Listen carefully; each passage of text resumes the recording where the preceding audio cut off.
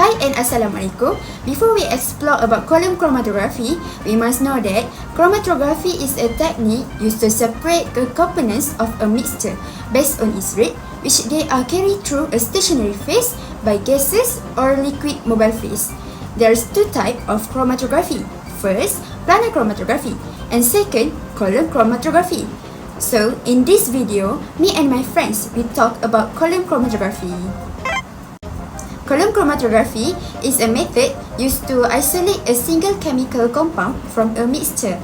The two most common examples of stationary phase in column chromatography is silica gel and alumina, while organic solvents are regarded as a mobile phase.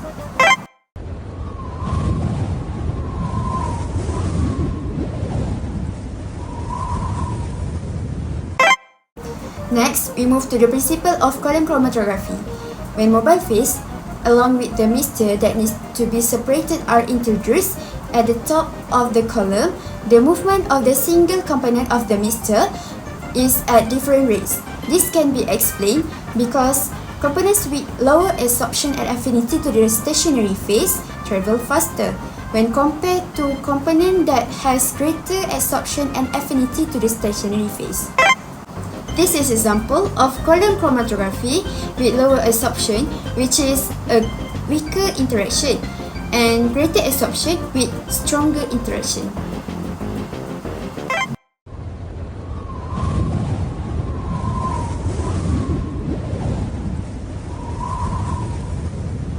Now, let me move to the application of column chromatography. In general, column chromatography has been used in many industries. For example, in pharmaceutical industry, column chromatography used to determine drug estimation from drug formulation and etc. In this video, me and my friend are going to talk about column chromatography in food industry, which can be used to separate food dyes mixture.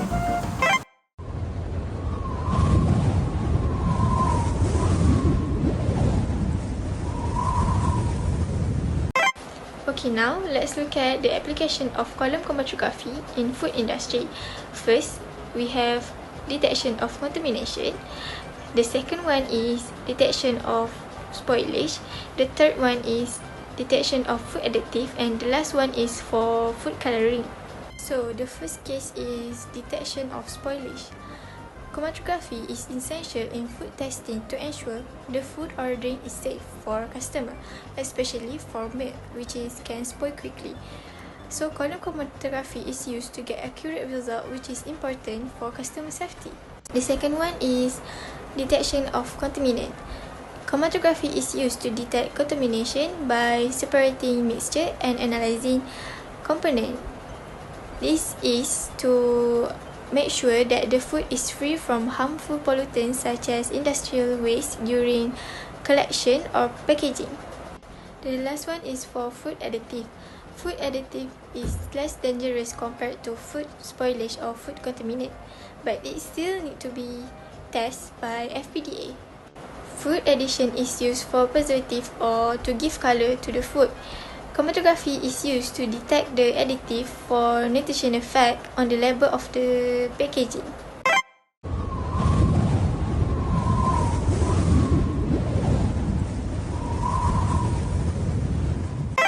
So, what is column chromatography?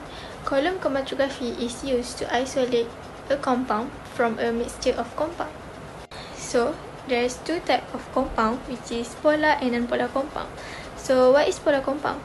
Polar compound is a component that strongly reabsorb to a stationary phase and it will elute later. While for non-polar compound, it is a component that weakly reabsorb to a stationary phase and it will elute first. So, this is an example of process of sample collection.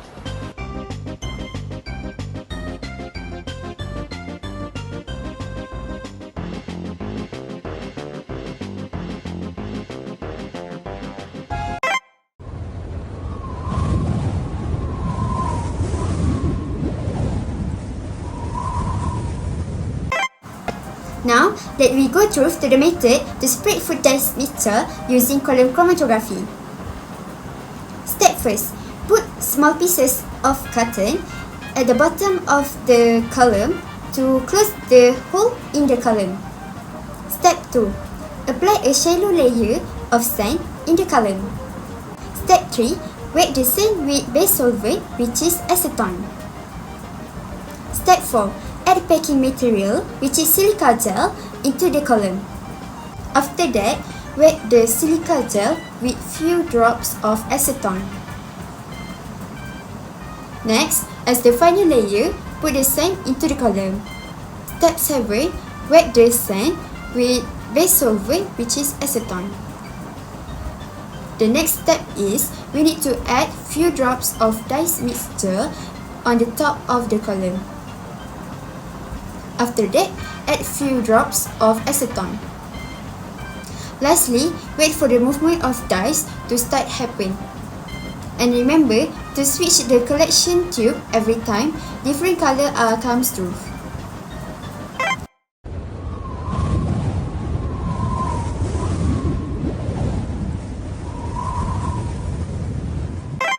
So this is some picture of lab tests that use chromatography for food colouring.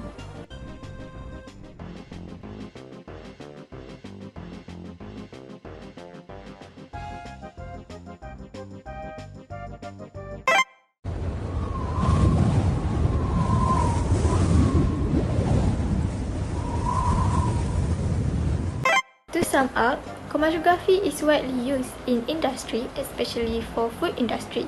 It is because chromatography is used to analyze ingredients and make sure the food is in a good quality.